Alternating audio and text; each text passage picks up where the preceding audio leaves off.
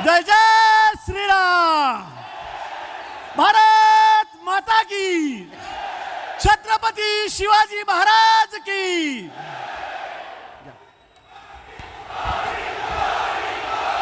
सगळ्यांनी उभं राहून हात वर करून जोरात टाळ्या वाजवायच्या आहेत।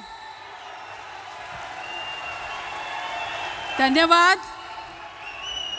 सगळ्यांनी बसून घ्या। सुस्वागतम, सुस्वागतम, शुभ स्वागतम। मैं हूं मोदी का परिवार। आणि आज विकास पुरुष माननीय भारताचे पंतप्रधान नरेंद्रजी मोदी साहेब महायुतीच्या या प्रचारासाठी उपस्थित आहेत। त्यांच्या स्वागताकडे आपण वळत आहोत। लगेचच मी भारतीय जनता पक्षाचे जिल्हा अध्यक्ष शंकररावजी वाघ, तसंच सुनीलजी बच्छाव, प्रशांतजी जाधव आणि दिंडोरी लोकसभा प्रमुख माननीय बाळासाहेबजी सानप यांना विनंती करते की त्यांनी माननीय पंतप्रधान मोदी साहेबांचं स्वागत करावं आणि ते पण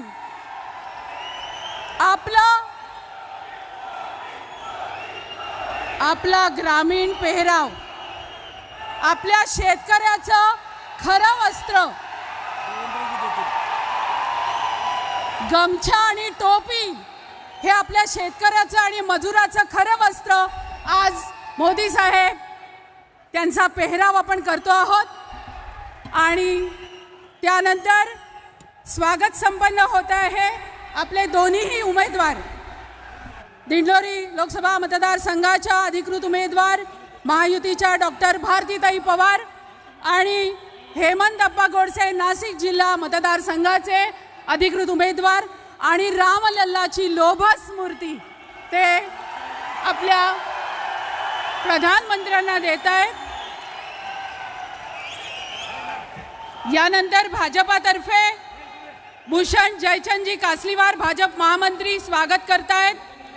आज मोदीजींना ते एक अनोखी भेट देत आहेत। नमोकार मंत्र, इस मंत्र में 5 लाइन है, लेकिन पहला शब्द नमो नमो से है।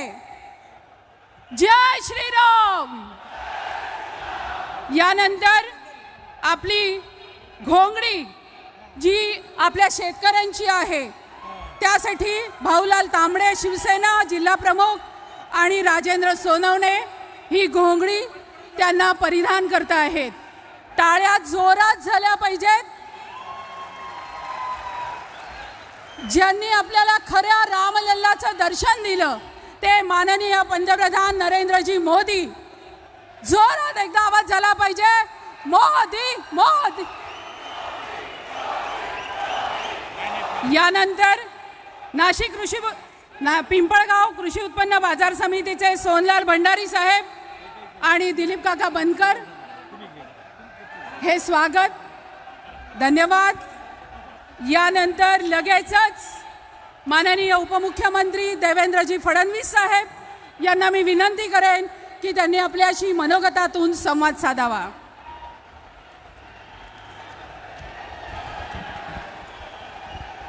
भारत माता की, भारत माता की, छत्रपती शिवाजी महाराज की, धर्मवीर छत्रपती संभाजी महाराज की। जय श्री राम, जय जय श्री राम। हिंदवी स्वराज्याचे सरसंस्थापक छत्रपती शिवरायांना मानाचा मुजरा करतो। भारतीय राज्यघटनेचे शिल्पकार भारतरत्न डॉक्टर बाबासाहेब आंबेडकर यांना मानवंदना अर्पित करतो। खऱ्या अर्थानं ज्यांनी शिक्षणाची मुहूर्तमेढ केली ते महात्मा ज्योतिबा फुले, क्रांतिज्योती सावित्रीबाई फुले यांनाही वंदन करतो। आणि क्रांतीवीर भगवान बिरसा मुंडा यांच्या चरणी नमन करतो। आज मंचावर उपस्थित असलेले अखिल विश्वातील सर्वाधिक लोकप्रिय नेते आणि आपले प्रधानमंत्री माननीय नरेंद्र मोदीजी, आपले उमेदवार भारतीताई पवार, नाशिकचे आपले उमेदवार हेमंत अप्पा गोडसे, भागवत कराडजी, माननीय छगन भुजबळजी, राधाकृष्ण विखे पाटीलजी, गिरीश भाऊ महाजनजी, दादा भुसेजी, नरहरी झिरवळजी, आमदार देवयानीती फरांदे, सीमाताई हिरे, राहुल अहेर, राहुल डिकले, दिलीप काका बनकर, सुहासजी कांदे, सरोजताई अहिरे, अमृताताई पवार, विजयजी चौधरी, विजयजी साने, बाळासाहेब सानप, लक्ष्मण सावजी, सुनील बछाव, प्रकाश लोंढे, शंकर वाघ, धनराज महले, प्रशांत जाधव, मोहनराव अमृते, मंचावरील सर्व मान्यवर आणि एवढ्या विराट संख्येने या ठिकाणी उपस्थित असलेल्या माझ्या माता भगिनी आणि बंधूंनो, खऱ्या अर्थानं गंगा पुत्र माननीय मोदीजी गंगेच्या काठावर काशीमध्ये आपला फॉर्म भरल्यानंतर या दक्षिण काशीला गोदावरीच्या किनाऱ्यावर तुम्हाला भेटण्याकरता आले आहे.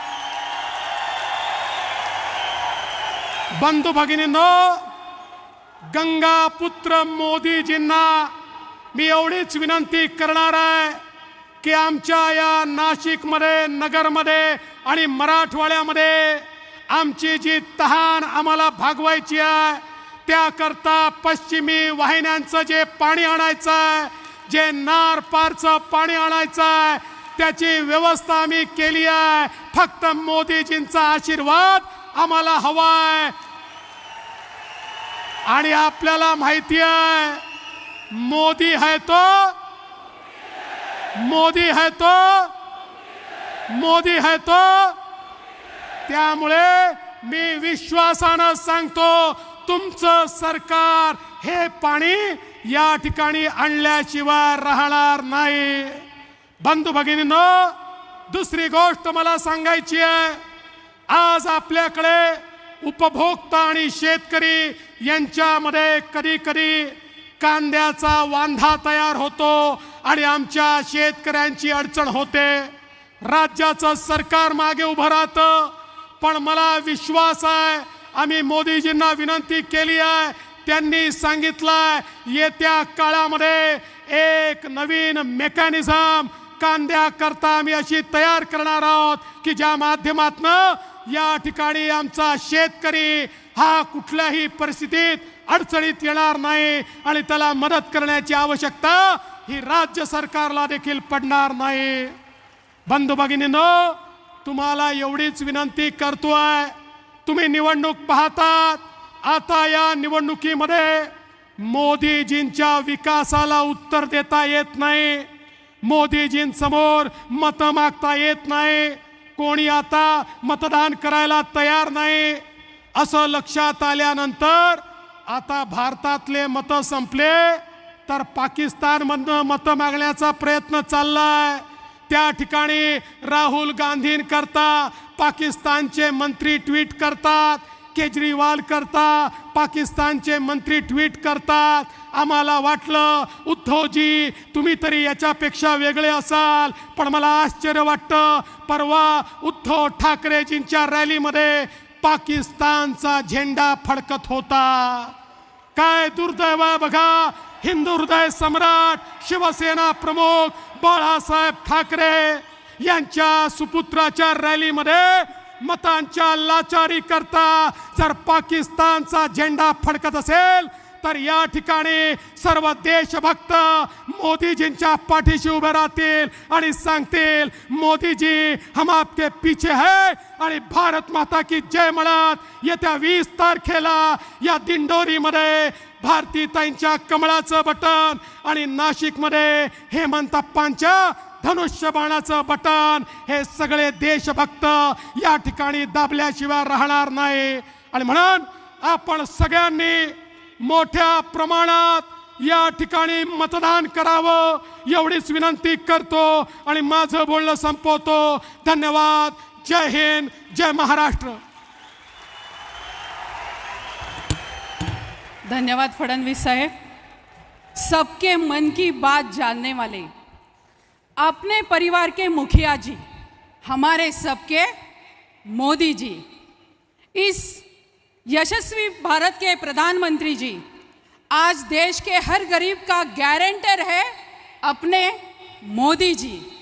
अब मैं उनको रिक्वेस्ट करती हूँ कि आप हमें संबोधित करें। पूरे विश्व में सामाजिक, राजकीय, शैक्षणिक हर सबके मन पर राज करने वाले मोदी जी जोर से।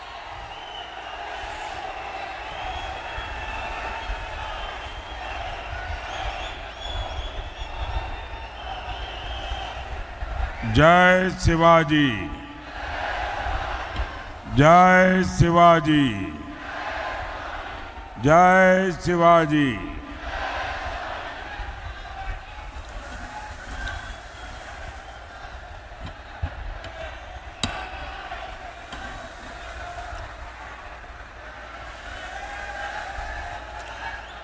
सप्तशृंगी मातेला आणि नाशिकच्या प्रभू श्री रामचंद्रांना नमन करतो।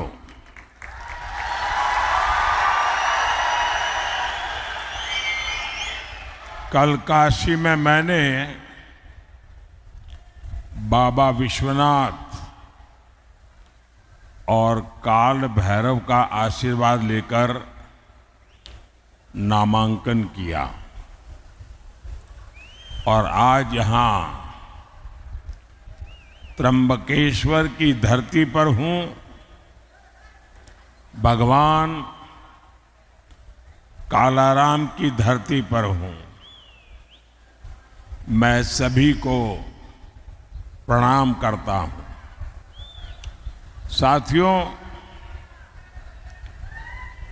आपकी सेवा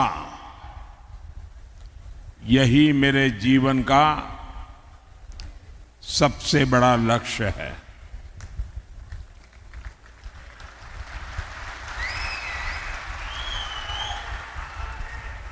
आपने पिछले 10 साल में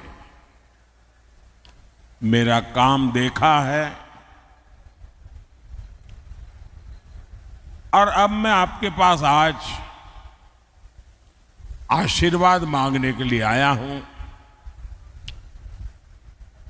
तीसरे कार्यकाल के लिए आशीर्वाद मांगने आया हूं। विकसित भारत बनाने के लिए आशीर्वाद मांगने के लिए आया हूं। साथियों,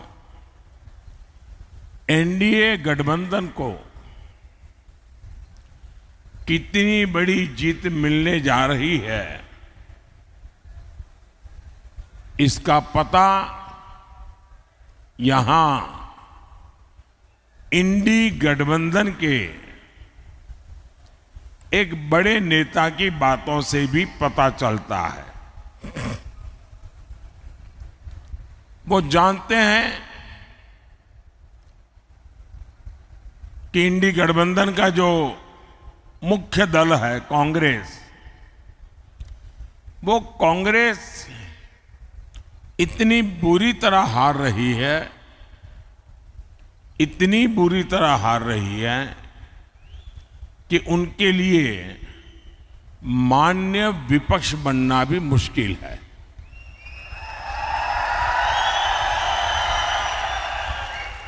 और इसलिए यहां के जो नेता है इंडी अलायंस के,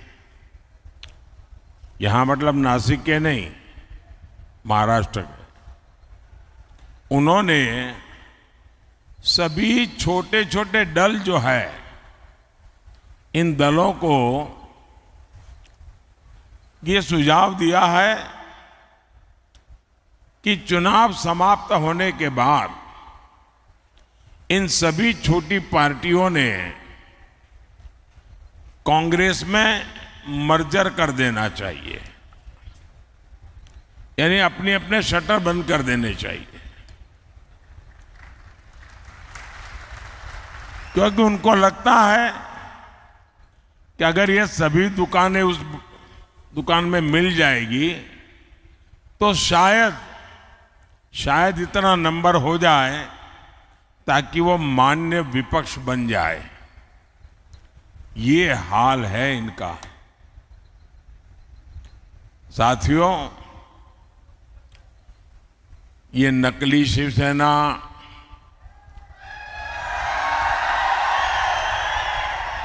नकली राष्ट्रवादी पार्टी, इसका कांग्रेस में विलय होना पक्का है।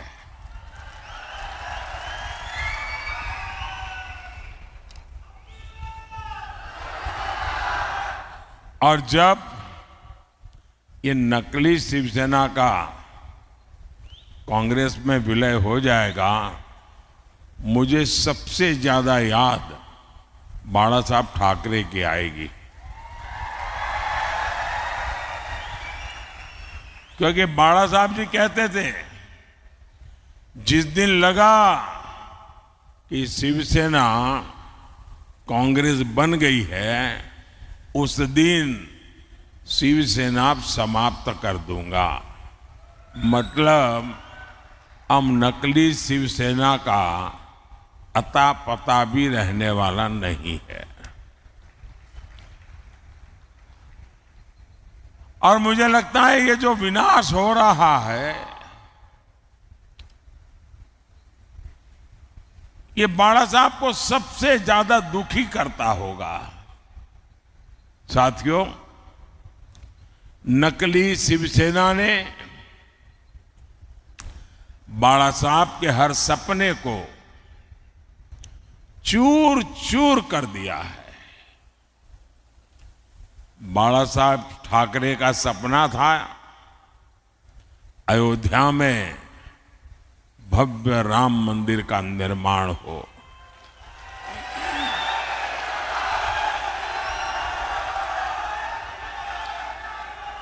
बाला साहब का सपना था जम्मू कश्मीर से आर्टिकल 370 खत्म हो। ये सपना पूरा हुआ, लेकिन इससे सबसे ज्यादा चीड़ ये नकली शिवसेना को हो रही है। कांग्रेस ने प्राण प्रतिष्ठा के निमंत्रण को ठोकर मारी। नकली शिवसेना ने भी वही रास्ता चुना।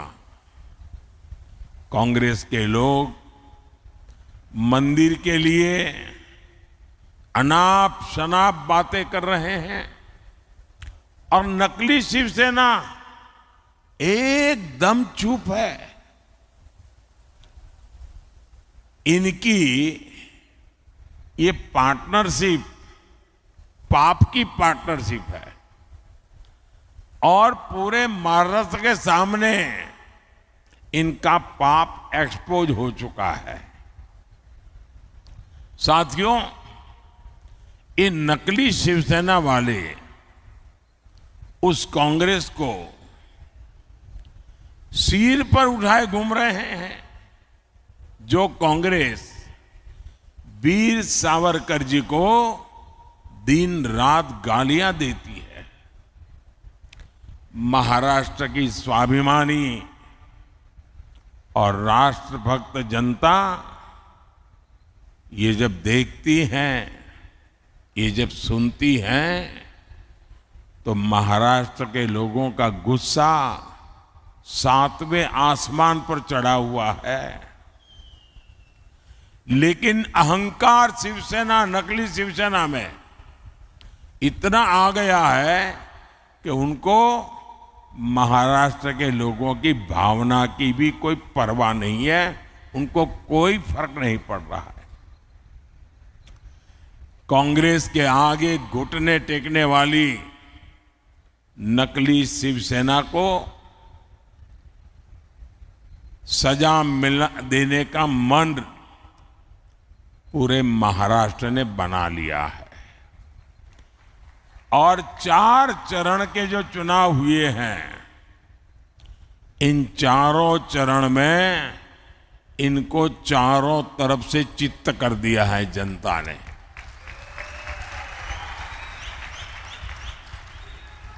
साथियों, आज मोदी गरीब को मुफ्त राशन दे रहा है।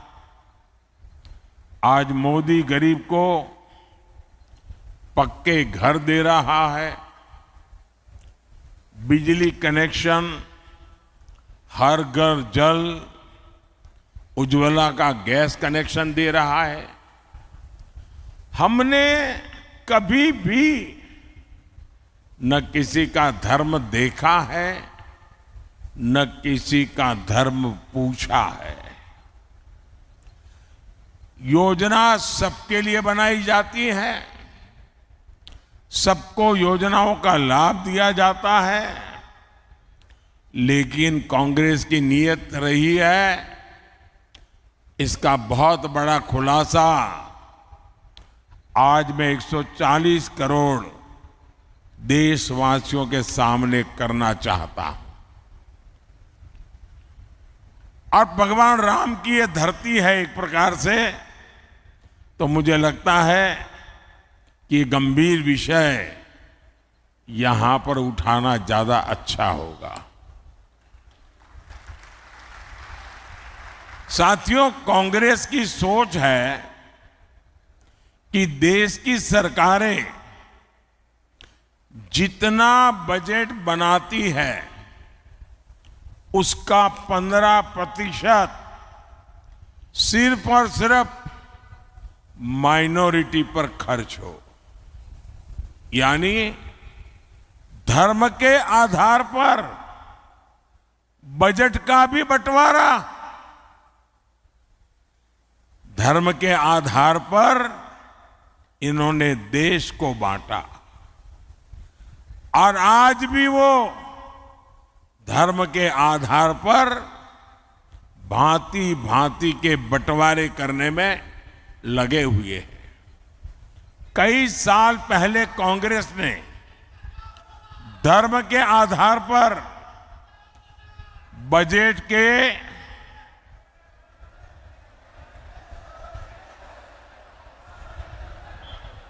आवंटन को हरी झंडी दिखा दी थी।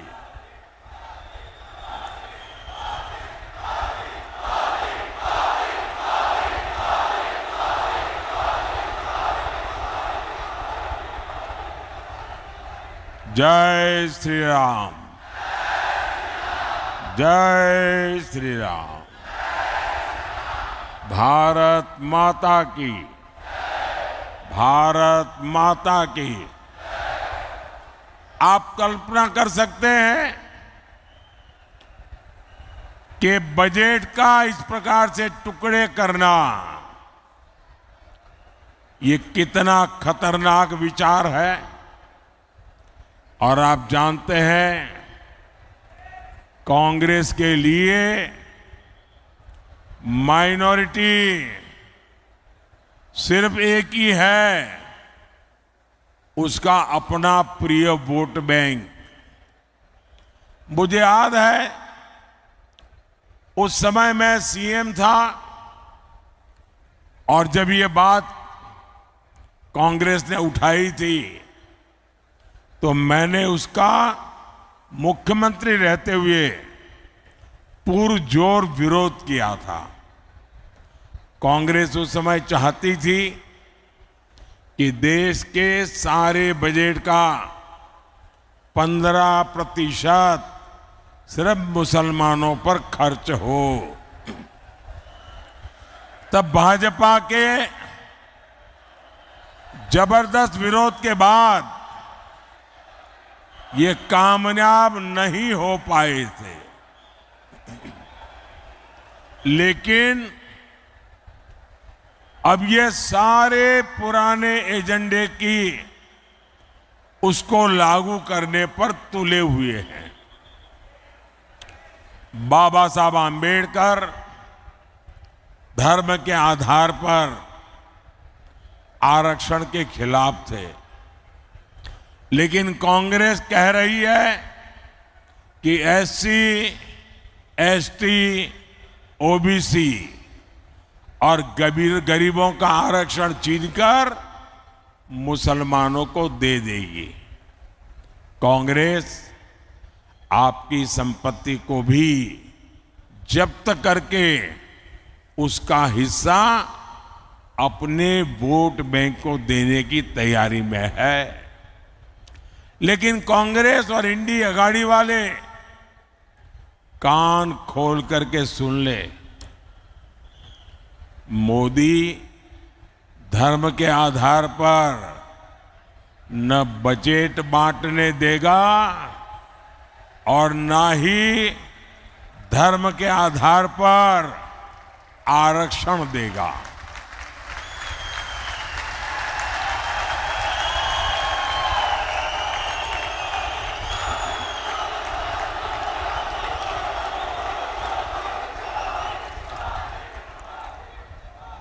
वंचितों का जो अधिकार है, वंचितों का जो अधिकार है, मोदी उसका चौकीदार है।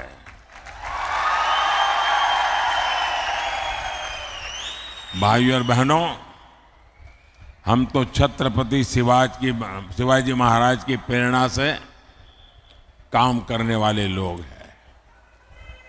ये चुनाव सिर्फ एमपी चुनने का नहीं है, बल्कि पीएम चुनने का है। ऐसा पीएम जो ताकतवर भारत बनाने के लिए कड़े और बड़े फैसले ले सके।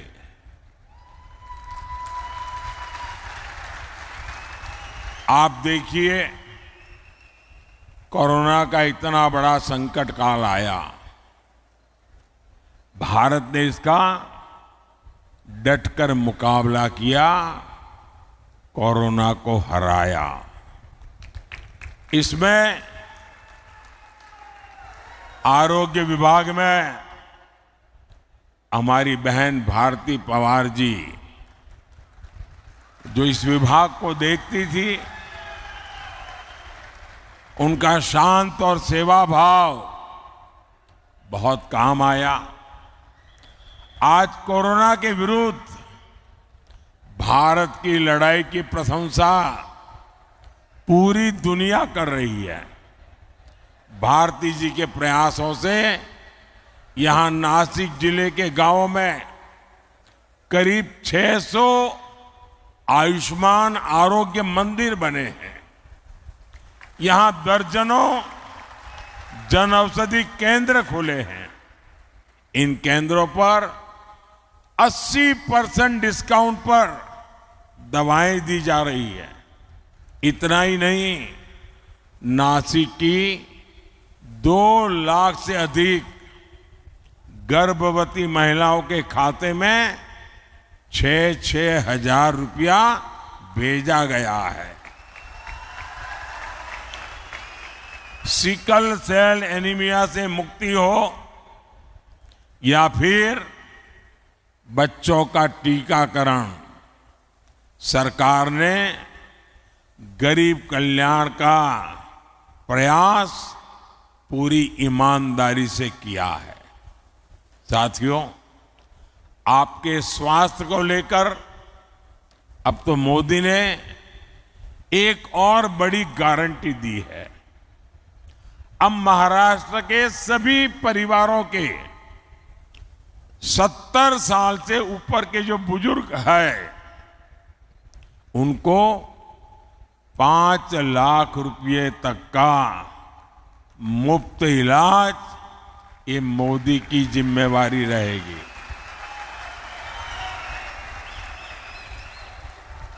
और इससे जो कमाने वाले बेटे बेटी हैं, उन पर से बुजुर्गों की चिंता कम होगी और बच्चों के लिए कुछ ज्यादा खर्च कर पाएंगे। भाइयों और बहनों, मोदी का पूरा फोकस किसान, नौजवान, नारी शक्ति और गरीब के सशक्तिकरण पर है। शेतकारी समाज ने मोदी के 10 साल भी देखे हैं। इससे पहले कांग्रेस, राष्ट्रवादी के भी दशकों का राज देखा है। और तब कृषि मंत्री तो यही महाराष्ट्र के ही थे, लेकिन तब कांग्रेस और इंडिया गाड़ी ने आपकी कोई चिंता नहीं की। आज पीएम किसान सम्मान निधि के 12,000 रुपये हर साल यहां हर किसान परिवार को मिलते हैं। यानी आने वाले 5 साल में कम से कम 60,000 रुपये हर किसान को मिलना तय है। पहले 1 पैसा भी मिलता था क्या? मैं मानता हूं मेरे किसान भाई बहन मोदी को कभी भी भूलेंगे नहीं। कांग्रेस के राज में किसानों के लिए झूठे पैकेज घोषित होते थे। कोई किसान बता दे,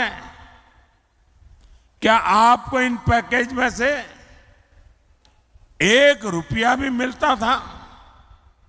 साथियों, मोदी किसान हित को हमेशा सर्वोपरि रखता है।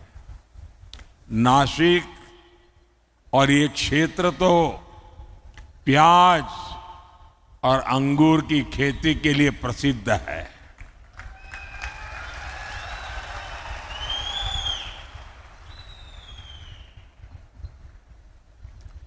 ये हमारी सरकार है जिसने पहली बार प्याज का बफर बनाने की व्यवस्था शुरू की।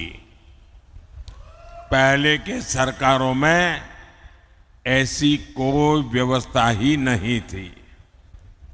हमने पिछले सीजन में 7 लाख मैट्रिक टन प्याज किसानों से खरीदा है। अब फिर सरकार 5 लाख मैट्रिक टन का बफर तैयार करने में जुटी हुई है। बीजेपी एनडीए सरकार के प्रयासों की वजह से 10 साल में प्याज का एक्सपोर्ट 35% बढ़ा है, 35% बढ़ा है। अभी 10 दिन पहले ही प्याज निर्यात पर लगे बैन को हटा दिया गया है। पिछले 10 दिनों में 22,000 मैट्रिक टन से ज्यादा प्याज का निर्यात हो चुका है। सरकार ऑपरेशन ग्रीन के जरिए प्याज के ट्रांसपोर्टेशन पर भी सब्सिडी दे रही है। अब इस मिशन को फिर से लागू किया जा रहा है। इसी तरह यहां जो क्लस्टर डेवलपमेंट प्लान बना है उसका फायदा हमारे अंगूर के किसानों को होगा। साथियों, जन कल्याण की ऐसी ही गारंटियों को पूरा करने के लिए डिंडोरी से बहन भारती पवार जी और नासिक से शिवसेना के हमारे साथी हेमंत गोडसे जी को भारी मतों से विजयी बनाना है। और इसलिए मेरा आपसे आग्रह है कि मतदान ज्यादा से ज्यादा हो। संकल्प पुराने सारे रिकॉर्ड तोड़ने का हो, पोलिंग बूथ जीतने का हो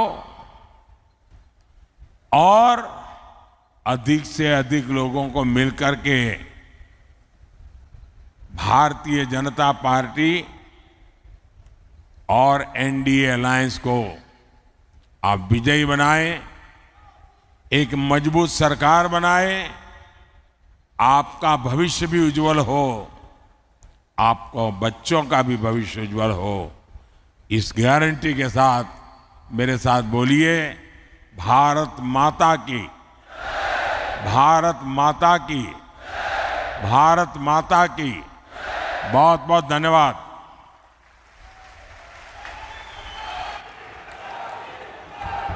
इस देश का गरीब, किसान, मजदूर, सामान्य जनों के मसीहा और विकसित भारत का संकल्प लेकर चलने वाले हमारे यशस्वी प्रधानमंत्री जी मोदी जी साहब का जोर से आप आभार करेंगे, तालियां बजाकर, ऊपर हाथ करके, सब हाथ ऊपर और तालियां बजाओ उनके लिए।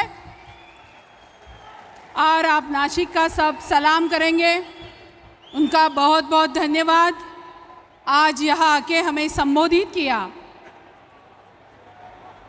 जोर से जय श्री राम।